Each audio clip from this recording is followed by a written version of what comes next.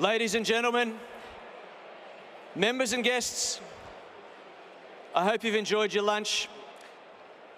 Our keynote guest speaker today, Mark Davies, who is the Chief Technology Officer for Rio Tinto, will have a conversation and discussion with Peter Kerr.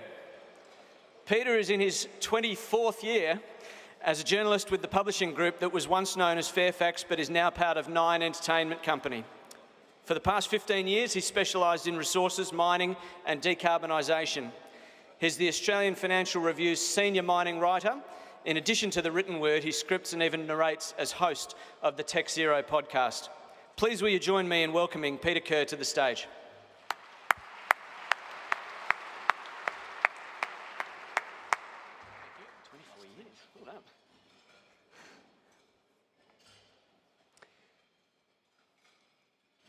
And I would also like to invite Joanne Emerson-Taki, partner, White & Case, to introduce our guest speaker. Welcome, Joanne.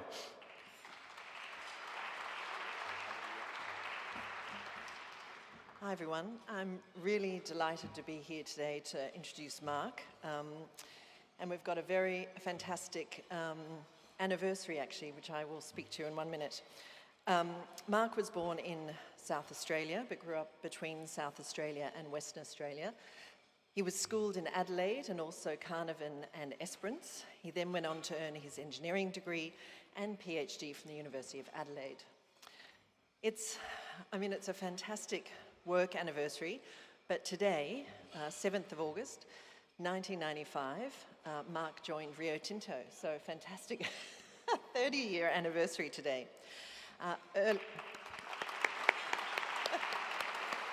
Well done. Early on, he spent his time as a mechanical engineer in Pilbara, was a research engineer at Rio Tinto's Bundoora Technical Development Centre in Melbourne, or just 30 minutes drive from Melbourne.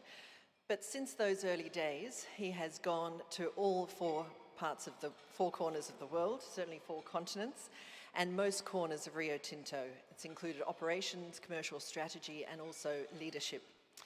Above all, Mark is known for his ability to lead complex global teams and his passion for innovation and getting things done differently. This includes efficiently and, of course, more safely. So for nearly 5 years now, so out of the 30 years, the last 5 years he's been Rio Tinto's Chief Technical Officer. And today we're going to hear about all that involves. Mark is a strong advocate for inclusion and gender equality and represents Rio Tinto and the Champions of Change Coalition, so a fantastic champion. Outside of work, he is the proud dad of 3, an outdoor enthusiast, mountain biker and a Formula One fan.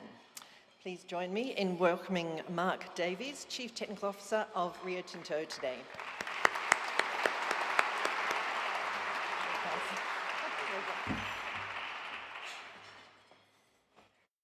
Welcome, Mark. Thank you, Peter. We've got a comfy chair for you here. Thanks. Is it Rio Tinto policy that on your 30th anniversary you have to come and talk to the Melbourne Mining Club? No, but it's probably a bit of a dream come true, really. I worked in Melbourne in the late 90s and I've always aspired to get back to live here. So far I've failed in that aspiration, but it's fantastic to be here on the 30th anniversary. It's never too late, and my ambition for today's talk is to convince you all that this guy has the coolest and funnest job at Rio Tinto. I definitely do. I think we're going to prove that. You know, that Simon Trott guy, he's got the hard job. Kelly Parker down here, just grueling job. Whereas you get the fun stuff. And so, you know, everyone here can understand what the iron ore boss does and what the copper boss does. But what the hell is a chief technical officer? Well, thanks, Peter. And as you said, I reckon I do have the most interesting job in Rio Tinto. And it's really looking at, I guess, the development and technology and really building a platform for the future growth of the organisation. It's a pretty long list. I've got our exploration teams that really look for the ore bodies of the future. I have our project development and project execution teams that build our new projects, and I think we've got about 19 projects under construction as we speak today. I have our safe production system, or our operating system, how we actually drive improvement in performance across the Rio Tinto group. I have our decarbonisation team. I have our technical centres of excellence and our innovation and R&D teams, including the Bundoora Centre here in the northern suburbs of Melbourne. So the way I've tried to understand it over the years is that if you're the iron ore boss or the copper boss, you're sort of in charge of the mature mines that are already built, already making revenue, whereas you're in charge of everything that's sort of proverbially in kindergarten or primary school and sort of from exploration all the way up to what's getting built. Is that kind of the right way to think? Yeah, absolutely. And I truly believe that actually for a mining company, competitive advantage comes from the ore bodies. You know, Rio Tinto is an amazing company today because of those ore bodies, the Pilbara, Cape York bauxite that were found in the 50s and 60s and sort of developed in the 60s and 70s by some amazingly foresighted people. And I see my job as giving the person who's sitting in this chair in 30 years' time the same sort of legacy. So it's really creating that future, and exploration and innovation is creating the growth options that allows Rio Tinto to grow, 153 years old now, but for another 150 years. And as if on cue, the Rio Tinto media team have kindly helped us out with a $180 million US announcement today. Thank you, guys. So that's in the growth of your bauxite up on Cape York Peninsula. Absolutely. Yeah.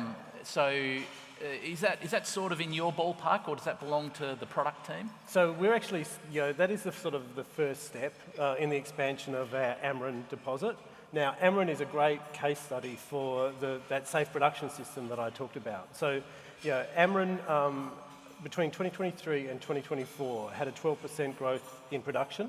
It hit its nameplate capacity for the first time, and I think it's set 5 or 6 monthly production records since. And so that, real performance allows us to invest in the future. And the announcement we made today is the first step in a study that we're doing to potentially double or more than double the production out of Amrun.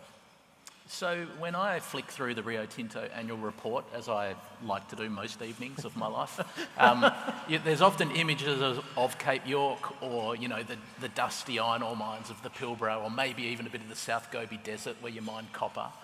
There's never any images of Melbourne's northern suburbs, but there is a really valuable Rio asset in Melbourne's northern suburbs, isn't there? Yeah. Absolutely. And for those of you who don't know, we have a technology and innovation centre in Bundoora in the northern suburbs. And really the goal of that centre is to help us understand the ore bodies in ways that others can't. There's some real unique technical skills that we've used over the years to unlock ore bodies. And as I said, ore bodies are our competitive advantage. And the team at Bundoora have developed tools and techniques to unlock ore bodies that we couldn't otherwise unlock. A great example would be Yadda. So Yadda wouldn't be able to be developed without the work done at Bundoora to figure out how to take a pretty unique chemical, sort of it actually has the same chemical composition as the fictitious kryptonite, but it's a mixture of boron and lithium. And the team there actually figured out how do you separate those two things and create products. So that is unique. It's also unique the way we understand, the absolute mineralogy at a microscopic level, and therefore can figure out how to process. So, to put that in context and just to reverse over it a bit, so Yadda, that's the Serbian lithium borates project that Rio found. You guys found that asset, yes. Didn't you? Yep. And it was a brand new type of geology. No one had ever seen it before, yep. I gather, in the real world, apart from yep. comics. Brand new mineralogy, yeah. And so no one knew how to separate the valuable stuff from the waste stuff. Yep.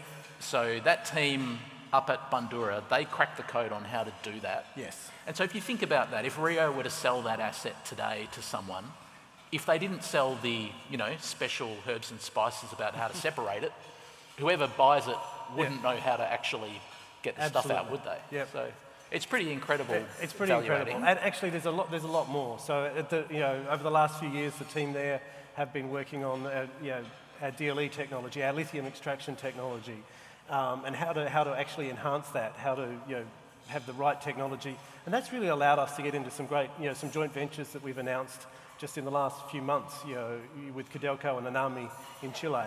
That's leveraging that technical capability in direct lithium extraction.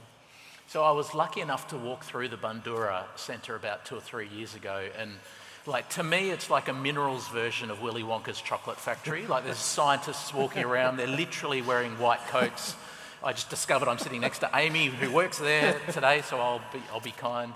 And it sort of got me thinking about what, my limited understanding of the great sort of culture war, if you want to call that, within the R&D community, about this idea of applied science, which is where you have a defined problem that you are literally trying to solve with these ingredients here, or on the other hand, sort of pure science, which is a bit like free jazz music, you just sort of follow your nose and you don't necessarily know what is going to be the end application of what you're working on. So up at Bundoora, which are they doing of those two things? So it's a little bit of both. Everything we do at Bundoora is in purpose of a business objective. We're trying to solve a problem, unlock an ore body, develop something and do it better. But sometimes you actually don't know, the underlying science. And I can remember when I was working there, sort of very long time ago, we were looking at how does coal absorb oxygen, and they had to do some real fundamental science in understanding the porosity of coal and how that worked.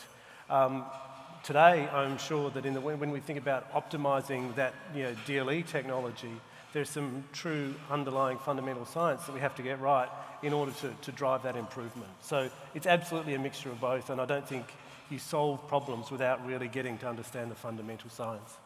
So if the greatest hits catalogue for the Bundoora team is stuff like, how to process yada, what's the coolest thing that they're working, maybe we should be asking Amy, what's the coolest thing they're working on out there at the moment that this audience might see in practice in the years ahead? So the one piece of technology and innovation that I love that the team is working on at the minute is really about how we use digital and AI to better understand and characterise our ore bodies. And in particular, how we apply that to exploration. And Rio has a great history in exploration. We've really tried to maintain that because that builds us that future optionality, that builds us those future ore bodies. And just for an example, I think over the 70 years that we've had exploration, we've collected something like 28 million surface samples, which we still have access to the data, and we still use those today. When we started to look for lithium, we pulled out those and actually helped us vector to where we should be looking for lithium. I think we've drilled, we have access to drill data for over 28 million metres, which is to the moon and back 6 times. And so that's a massive data set, and if we can use digital and AI to actually interrogate that data faster and quicker and work with our geoscientists to make better decisions, we can actually find things faster. And a great example, and I was in Rwanda 3 weeks ago, and we have exploration in Rwanda for lithium. And in fact, we have 25% of the country under exclusive license for lithium. Wow. And we've only been in the country for sort of just under a year. And we have a piece of technology there that was developed with part of our venture investment arm, and it's a laser scanner. So when they drill a core, rather than a geologist sitting there with a little magnifying glass and identifying the minerals, and then we cut the core up and send it off to a lab, and 3 months later we get a result. We put this core in a box, and a laser scans it, and it gives you instantly the chemistry, and then we take a photo, or photos under different light, and then the AI actually figures out the mineralogy. And then it automatically gets loaded up into a database, a 3D model of the ore body. And so something that used to take us probably 3 months by the time we get the sample back from the lab happens in 30 minutes. And so those geoscientists can actually make decisions a lot faster, allows us to put that next hole, rather than waiting 3 months to figure out where we put the next hole, they actually have a really good idea of where they can put the next hole. And we're taking that technology and thinking about how do we apply that in our operations. So if you could actually really live scan the minerals and the chemistry as we're mining, we could actually blend a lot more efficiently and operate a lot more efficiently. And I think that combination of AI, big data, with people can really help us operate a lot better. So super excited. So that legacy that you talked about, your long history and the fact you guys have stored effectively a library of geology samples, that plays into the generative AI here, doesn't it? Because if I had the same laser and ran it for a decade and I don't have that heritage, my laser's not going to be as intelligent as yours is under generative AI in a few years' time. Absolutely, and that's our unique competitive advantage. You can go and buy a laser scanner, anybody can, but what we have is the data to train it, to train the AI to learn. And I mean, every time we use it, it learns, but we have this huge library of data that we can draw on to find things better. Good stuff. Now, you name dropped Rwanda. It's a pretty cool sticker or stamp to have in your passport. As the head of exploration, there's probably some other pretty exotic stamps. Can you, run off a few? I'd have to admit, exploration is my happy place within my portfolio. And I have, this year I think I've been in Argentina, Chile, Rwanda, Angola. We're looking for copper in Angola. Copper. We have a really great. A great discovery, or not a discovery yet, but a great opportunity in Chile called Nuevo Cobre. It's a joint venture with Codelco, and one of our exploration geologists went on a field trip and saw obvious copper in the area, and it's an old gold mine that had never been sampled for copper. So we bought the half of the joint venture, and we're actually on the ground today. We have the laser scanner technology. We're going through the old core because the original gold mine never sampled for copper. They only sampled for gold. But it's a great opportunity. And these are the sort of things that one day in the future could be the next Pilbara, that could be the next Cape York. So it's super exciting. Great. Well, on the journey so far today, we've gone from Bandura to Rwanda to Chile to Angola, which is starting to sound like the business case for the suburban rail loop here in Melbourne. But let's continue that journey. Let's go a little bit from Angola, northwest, up to Guinea in West Africa. As we speak right now in Guinea, the single largest mining project in the world is under construction, and this guy's in charge of it. Yeah, as I said, the job's no cool. pressure. The job's cool. And who wouldn't love to the opportunity to build a new mining district, a port, a rail, a new mine. How is it going? It's actually going remarkably well, touch wood. So we're actually slightly ahead of schedule on our scope and on budget. It's a remarkably challenging environment. On the Rio Tinto scope, so the scope that my team is building, today we have about 22,500 people working on that scope. 80% Ghanaian, 80% of those are illiterate, and we have gone from receiving our construction permits in March of 2024 to we'll have first ore on train in November of this year, or quarter four this year. That's hundreds of kilometres of rail, a new mine, and a port. So it's absolutely remarkable. And my absolute hats off to my team on the ground. It's just remarkable dedication to deliver a project of that scale in that environment at such speed. And so for people who aren't familiar with the project, there's two separate mining consortiums. You're one of them. Yep. And the two mines are roughly 100 kilometres apart? Roughly 100 kilometres apart, yep. And you both have a line that feeds into a single transcontinental or transnational railway line. About a 600-kilometre dual track from where the two mines meet to the port. Yeah, and so that's always been the hardest part to get Simandou happening, right? Yes. Like that railway line across the whole nation. Are you responsible for that, or do you rely on the other consortium to build that? And if so, how do you get confidence that they're doing things right? Yeah, so as you said, there's two consortiums, and Rio Tinto is building one of the mines, the rail spur that connects into the main line, and one of the ports, and the other consortium is building one port, the main line, and their mine. And so at the end of when construction is complete, all of the infrastructure gets put into an infrastructure joint venture and then normalised. So the rail line to the port, our rail spur, both ports will get put into an infrastructure joint venture. And we have a number of agreements where how we work together, how we check each other's work, and how we sort of round out that joint venture when it's finished. So let's talk about ramp up, because for Australia, the pace of ramp up matters because it will affect the iron ore price, which will affect federal government revenues. So Your first tonnes are going to be sold at your mine gate in November. Yep. Am I right to say that's quite an ambitious timeline, and you're relying on like temporary crushers, Yes. and the actual permanent ones will still be not built till next year? That's correct. So we have about 4 million tonnes of ore on the ground today that we've had to actually mine as we build the haul roads up the mountain, and so that's sitting there waiting for the rail line to get to it. But we will then, for most of next year, we will still be mining using temporary crushers. We actually have to build a very large downhill conveyor. We're actually mining at the top of a mountain. That mountain is about 600 metres, up, and the primary crushers are actually sort of located maybe at 150 metres down from the top of the mountain. Big downhill conveyor, and then into the train load out. That downhill conveyor will be the last thing that is actually built at the mine.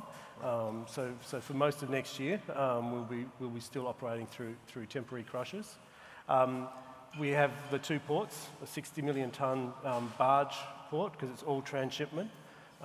As you probably know, that west coast of Africa, there's a lot of very big rivers that pump a lot of silt, and so the continental shelf is very, very, very wide, and so we actually have to transship out to a deep water. So the first mine will be a barge mine, but first port, I apologise, will be barge, and then we'll barge it out to ships, and that's where we'll start for the first year.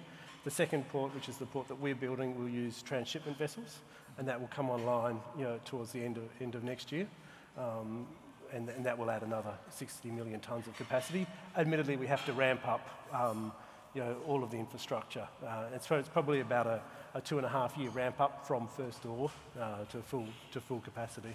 So 2.5 years, so if November is when we get the first tonnes out, so we're probably talking mid-2028 before everything's built? Sometime in the first half. Yeah, okay. And so your consortium's doing 60 million tonnes. Yep.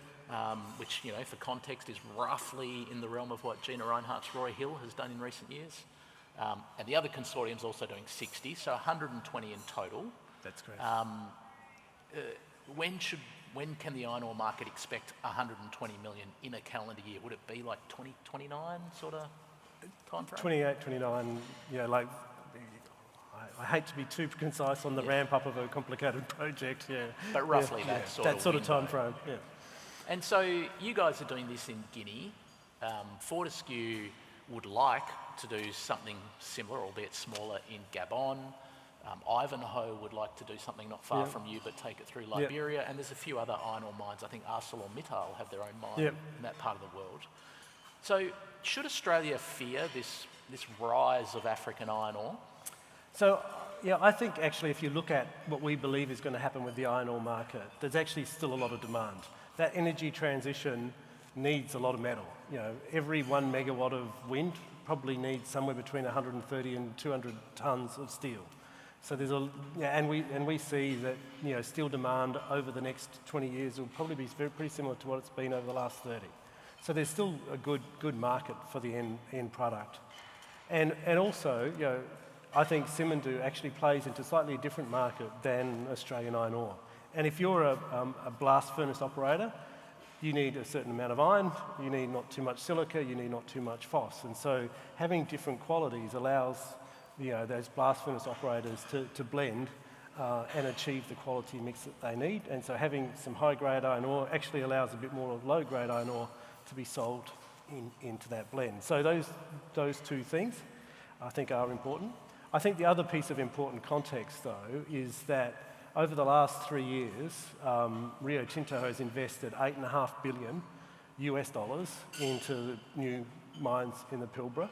And over the next 3 years, we'll be investing another $13.3 billion into the Pilbara. And so actually, we're investing a lot more into the Pilbara than our share of Simandou. And so clearly, we see a future for both. Okay. And if you're sitting there in the audience and you've got some questions coming up in your mind, please be ready to ask them. In a short time, Hedley will be back up here and we'll have a few questions from the floor, so please be ready to pounce as soon as he does. So the government in Guinea are not democratically elected. and it's the same in Gabon, where Fortescue are working, and several other African nations.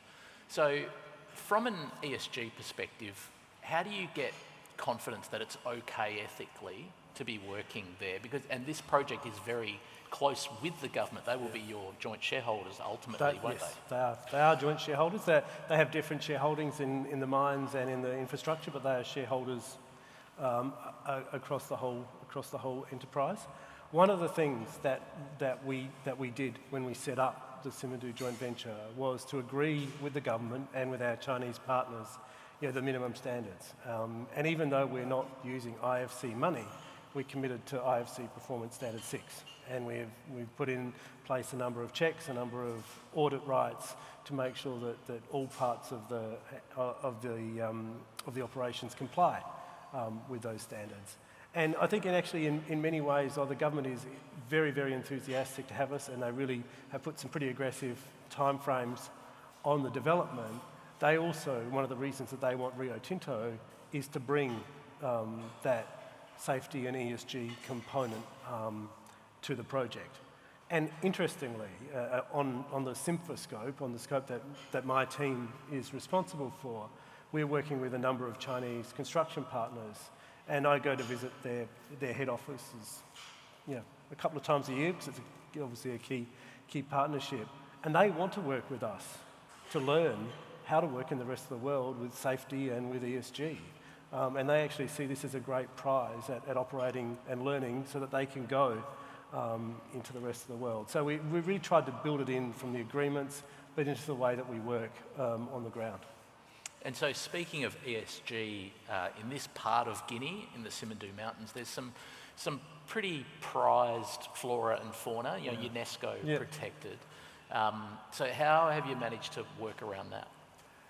Yeah, so it's a remarkable part of the world, and so and we've absolutely tried to design our operations around that. So, as I said, the Simandou range is a 600-metre high range in the middle of Guinea, and on the western side, which is the side that the port is on of the range, there's a protected forest, and so when we designed the mine, obviously the easiest thing to do is bring the rail straight into the western side and drive up and down the western side, but clearly that would be detrimental to that forest. And so instead we've taken the rail line further south, drove a tunnel through the mountain and brought it around the other side. So all that the infrastructure is actually on the eastern side of the mountain. And then as we were actually developing the mine, there is a small patch of forest on the eastern side that we didn't realise was special, but our biologists went in there and they found some absolutely unique flora, that had not been seen anywhere else in the world. And so, unfortunately, that was where our haul road was originally going to go. So now our haul road does a bit of a winding route around what's called the Boya Boya forest. But it is absolutely designing it in, and that's cost us hundreds of millions, if not billions of dollars to address. But it is, we committed to those standards, and we have to live up to our commitments. So in the crudest sense, if you're operating a world without ESG standards, this project could have cost hundreds of millions or billions of dollars less. Absolutely, yeah. Wow, okay. Does sound like the suburban rail loop, doesn't it, with the tunnel through the mountain and all the rest? And costing billions of dollars more. Yeah. You've got a business case, though.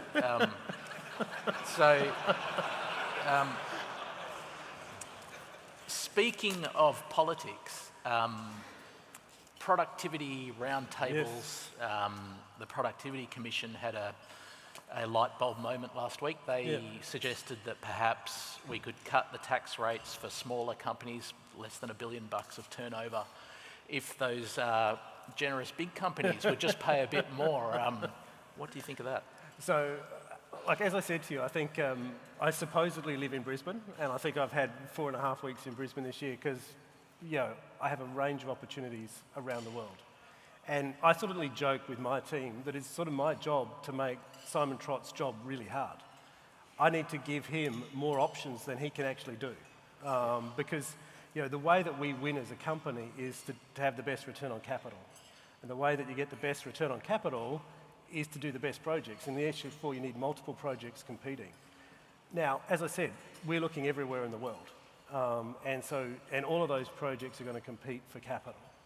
And Australia, if it wants to compete for capital, it has to be competitive. It has to be competitive on tax. It has to be competitive on energy. You have to have affordable electricity. It has to be competitive on labour. And it has to be competitive on permitting and approvals. You know, I can get a drill permit in Angola or Rwanda in 4 weeks, you know, with an overarching environmental statement. It probably takes me 4 years in some parts of Australia to get a drill permit. So we've got to be competitive across all of those dimensions. Tax is one of them, but if you're not competitive on the others, the investment is going to flow to where the greatest returns are. And speaking of options that you might put on Simon Trott's desk, the new CEO, who'll be taking charge in about 2 weeks from now, actually. He takes over, doesn't he? The Winu copper discovery in the north of Western Australia, it's sort of exciting for this community to have a new copper discovery.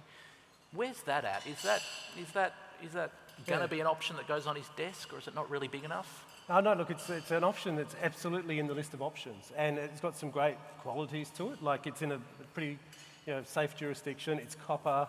It's open in multiple directions at this stage. Our focus has been working with our traditional owner partners who've not had an operation on their land before, and so obviously reaching an agreement with them, sort of a co-design effort as to how we would work has been the focus of the last few years. But it's absolutely an option that Simon will get to look at, and he'll get to weigh up against a whole bunch of other options that I hope to put on his desk. That Angolan one you mentioned, perhaps. So, So on Winu, there was a bit of movement in the past year, wasn't there, in that a Japanese company whose name escapes me came in and bought a stake? Sumitomo. So that's kind of interesting, right? Yes. Like, that monetises, and it puts a notional value on it at this early stage. It does. And look, I think we've had great partnerships with a number of the Japanese trading houses. We've got some, in the room, we've got some great partnerships,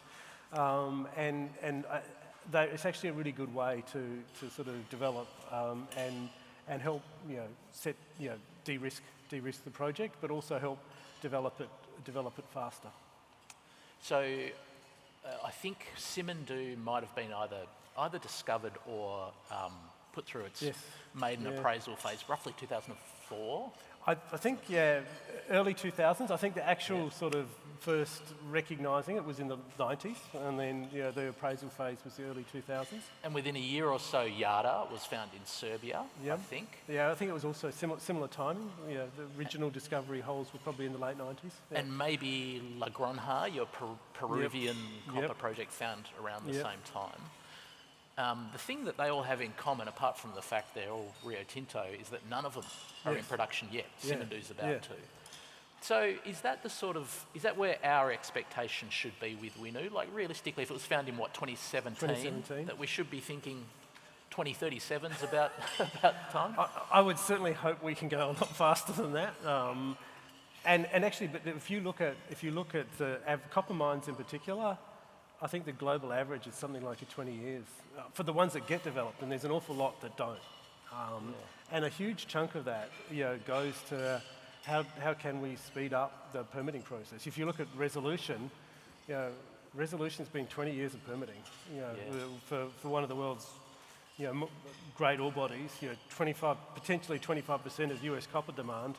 And you're in permitting for 20 years. That makes the time value of money makes the economics of those projects difficult. So, as I said, if we can do anything to sort of, and there's work that my team has to do about how do we study faster, how do we build faster. That's one of the great lessons from Simandou, working with Chinese constructors about, how do you take engineering hours out of the system? How do you go faster? Because that saves you time and money. And we actually have to solve those problems. If we're going to meet the demand for the materials the world needs, we're going to, I think if you look at the IEA figures, and most people in the room probably know this, but you need more copper in the next 30 years than in all of human history. And if it takes you 20 years to develop a copper mine, that's math probably doesn't close.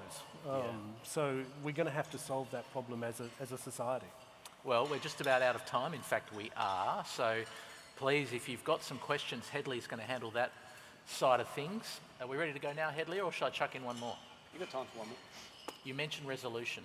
Yes. There's an administration in Washington that is heavily in favour of domestic mines. Yes. What's holding it up now? So, we actually, resolution, there was a land exchange where part of the ore body sits on what was formerly federal land, and we need that land exchange to go through. There's an environmental impact statement that has to be, that has just recently been published, but has to be finalised before the land exchange can go through. And once that land exchange has gone through, we can actually start to drill the ore body out and understand more of what we have. And that's really the next critical step. Okay. Headley, over to you. Folks, for a magnificent series of questions and not to mention answers, will you please warmly thank Peter and Mark for that discussion.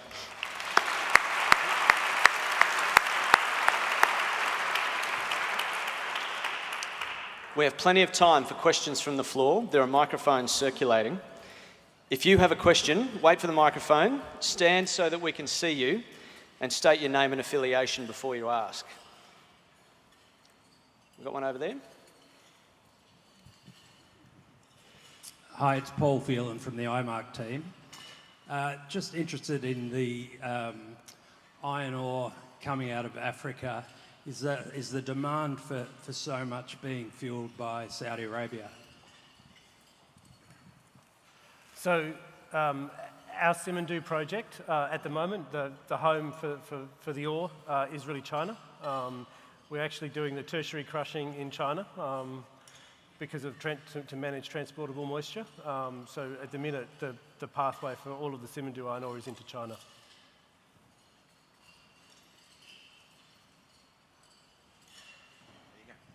Hi there, Nick Yates, Road Night Investments. I just wanted to ask, you mentioned the energy transition and the rise of demand for ore that's driving. Given we've seen a huge drop-off in Chinese housing demand almost at the scale of private sector investment here in Victoria, to what extent do you think one can substitute for the other and drive that long-run demand profile? That being both the energy transition and US reindustrialisation versus the drop-off in Chinese urbanisation. Yeah. Well, as I said, I think we see iron ore demand over the next 20 years as robust, and it's a mixture of all of those things. We do build in a sort of a decline in our view on Chinese housing, but we also see demand in other parts of Asia growing for housing. But largely, we see iron ore demand similar over the next 20 years as the last 30 years.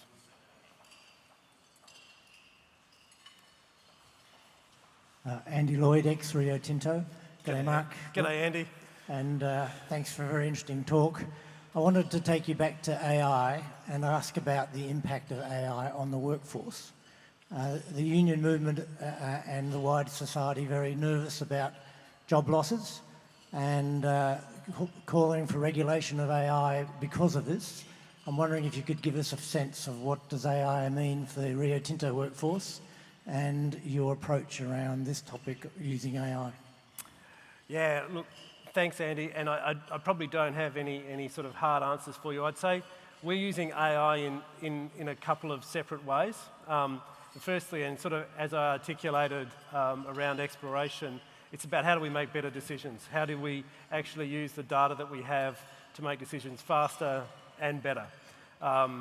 Exploration is one example, but also if you look at our Pilbara system, 1 million tonnes a day of iron ore going through that system, 17 mines, rails, port. How you optimise that system, there's huge value.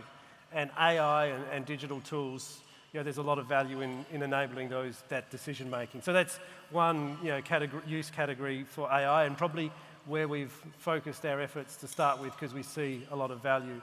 And then I think, as you articulated, there is a lot of very, I guess, routine work that actually, filling out procurement forms that AI can do. What we are struggling with at the minute is actually a labour shortage, not a labour surplus. And so, if we can take away some of that menial work and have a computer do it reliably, do it consistently, and focus up our people on the tasks that need people, that would be a much better outcome. We are pretty much people constrained in a lot of our projects and operations. Thanks, everyone. I'm Peter Caridius from John Wood Group.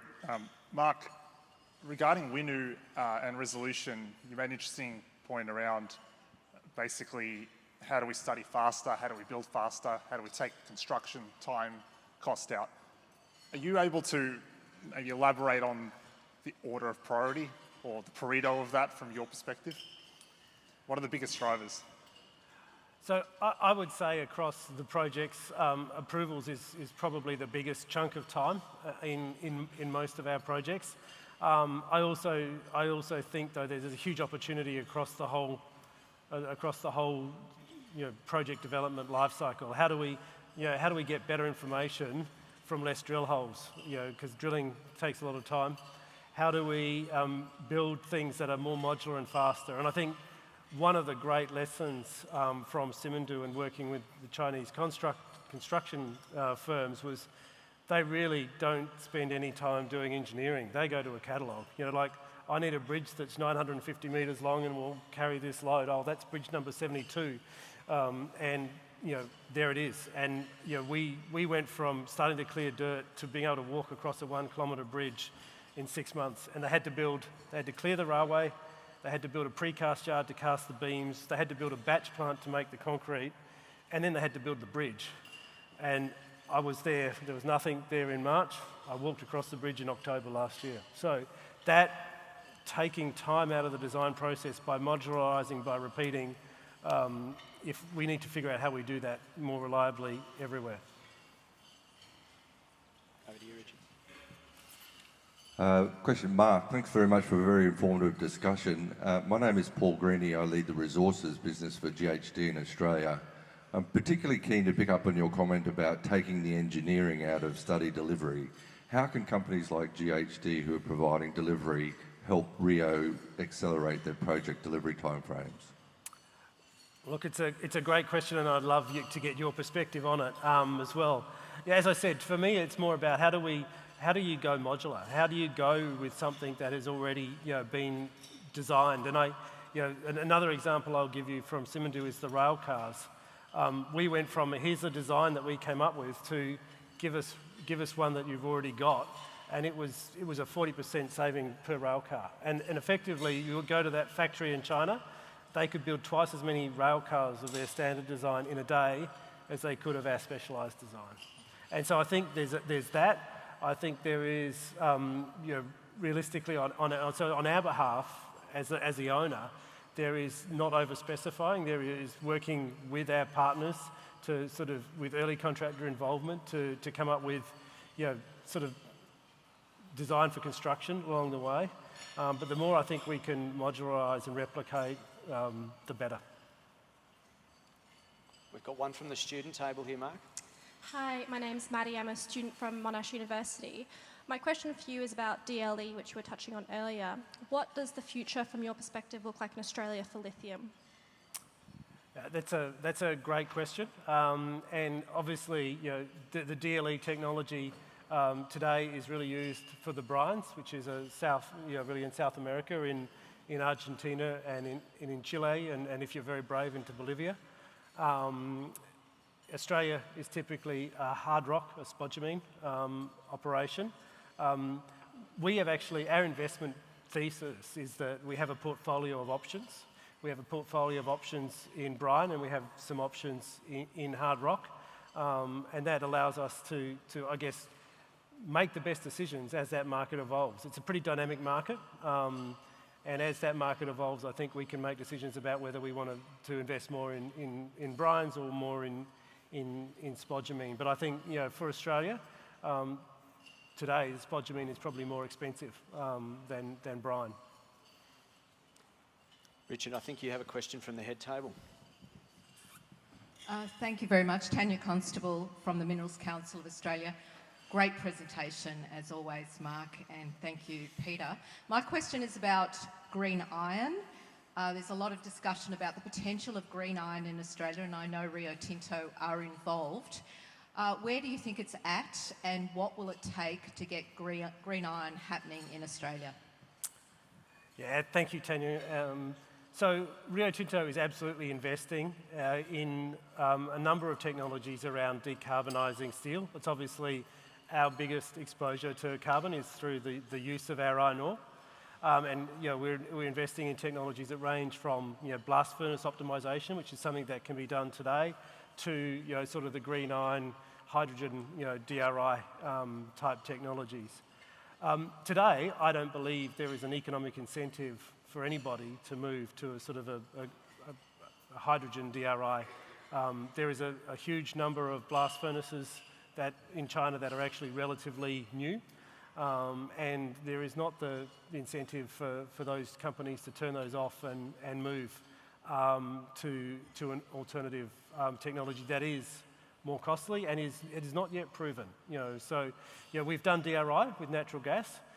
We know that hydrogen can work, but there's actually some complications in going from one to the other. And doing it in Australia is expensive. It's an expensive place to build stuff.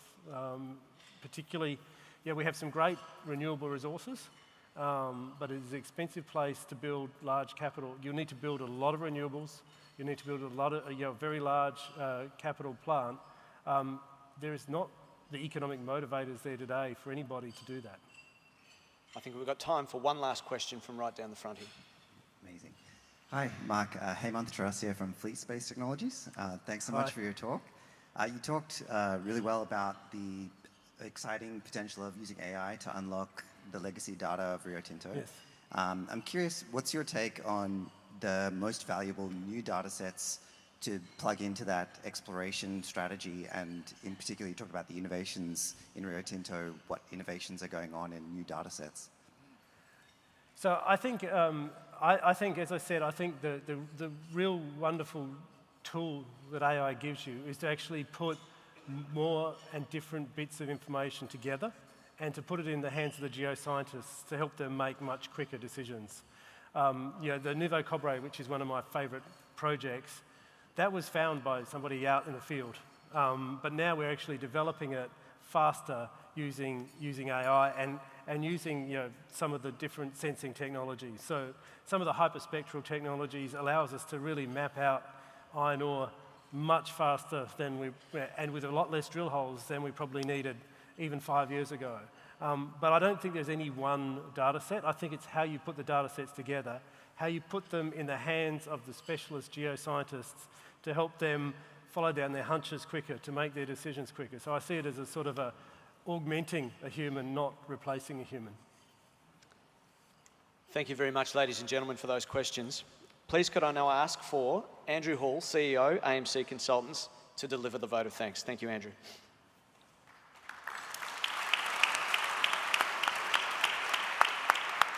Thank you, Hedley, and good afternoon, everyone. First up, thanks to Peter for facilitating such an engaging, enjoyable discussion. Well done, Peter. Thank you.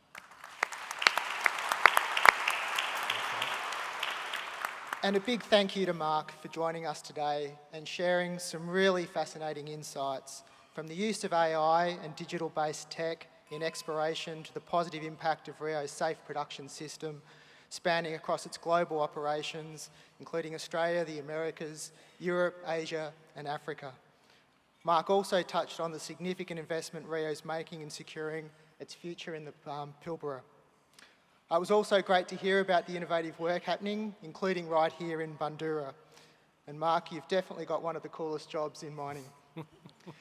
On behalf of the Melbourne Mining Club, thanks again for your time and perspective and for driving a safer, cleaner and more productive future. Please join me now in thanking Mark and showing our appreciation in the usual way.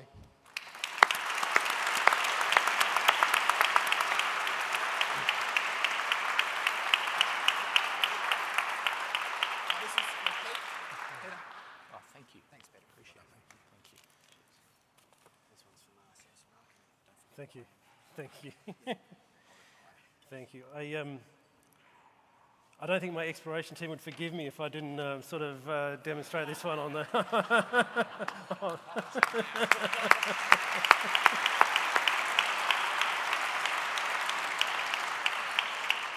Thank you. Thank you. Thanks, mate.